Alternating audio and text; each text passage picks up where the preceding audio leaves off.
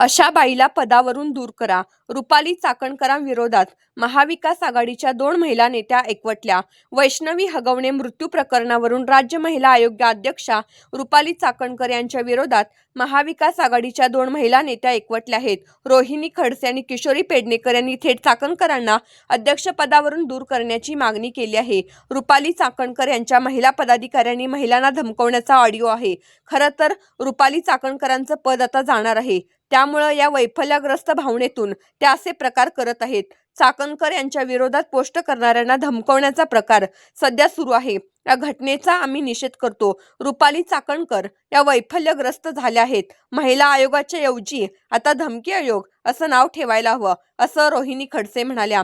किशोरी पेडणेकर यांनी सुद्धा चाकणकरांवर निशाणा साधला आहे. महिला आयोगाच्या अध्यक्षा कितवी शिकलेल्या असाव्यात याचे काही निकष आहेत, परंतु कशा संस्कारी असाव्यात, संवेदनशील असाव्यात हे मात्र रुपाली चाकणकरांच्या अंगी अजिबात दिसत नाही. महाराष्ट्रात अनेक घटना घडत आहेत. महाराष्ट्रामध्ये इतका महिलांवर अन्याय होत आहे, पण तरीही पक्षाच्या विरोधात कुणी काही बोललं तरी बाई पदर खचून उभ्या राहतात. वैष्णवी हगवणेंची आत्महत्या आहे की हत्या हे पोलीस बघतील, पण याच्यामध्ये रुपाली चाकणकर यांनी त्यांचे असंस्कार पक्के दाखवले आहेत, अशी टीका त्यांनी केली. लोकांना ती चिल्लर म्हणते. चिल्लर या बाई आहेत. आता हे लोक उघड उघड बोलायला लागले आहेत. अशा चिल्लर थिल्लर बाई अध्यक्ष म्हणून ठेवत असतील किंवा त्यांच्यावर कुठल्या संस्थेचा किंवा पक्षाचा दबाव नसेल तर महाराष्ट्र कुठे चालला आहे?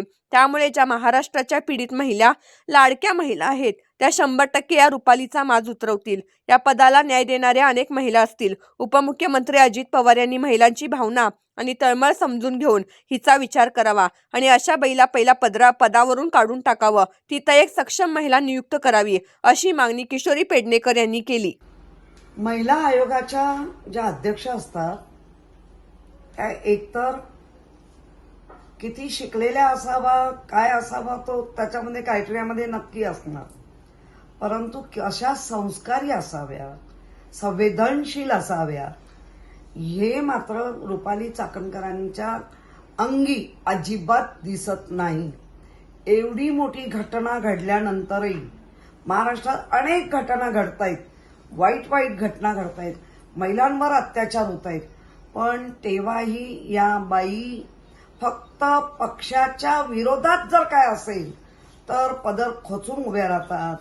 आणि अशा वेळेला अशा घटना, ज्या वैष्णवीची आत्महत्या, आता लोक बोलतायत की आत्महत्या आहे की मारून टाकला, ते पोलीस बघतील, ते आपलं काम नाही. पण त्याच्यामध्ये ह्या रुपाली चाकणकरनी जे काही तिचे असंस्कार तिने पक्के दाखवले, लोकांना चिल्लर म्हणते.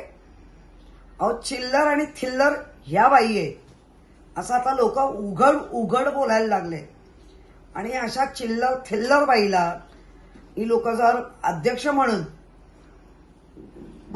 ठेवत असतील किंवा त्यांच्यावर कुठलाच दाब नसेल एका पक्षाचा किंवा एका संस्काराचा, तर मला वाटतं महाराष्ट्र कुठे चाललंय? त्यामुळे महाराष्ट्रातल्या ज्या महिला आहेत, ज्या लाडक्या महिला आहेत, ज्या पीडित महिला आहेत, 100% रुपाली चाकणकरांकडनं त्यांना न्याय मिळणारच नाही. कारण ज्या सदस्या होत्या त्या सांगतात वर्ष 6-6 महिने या खुर्चीत बसत नव्हत्या.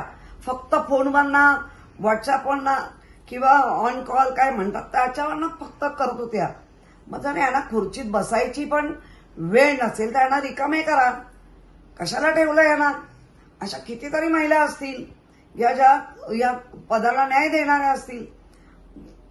पवार मुख्यमंत्री, उपमुख्यमंत्री सन्माननीय अजित पवार साहेबांनी निश्चित महाराष्ट्रातल्या महिलांची भावना, महिलांची तळमळ आणि हिच्याबद्दल असलेला आता जो राग आहे त्याचा विचार करावा आणि अशा बाईला पदावरनं पहिला बाजूला करून चांगली सक्षम अशी महिला त्याच्यावरती विराजमान करावी.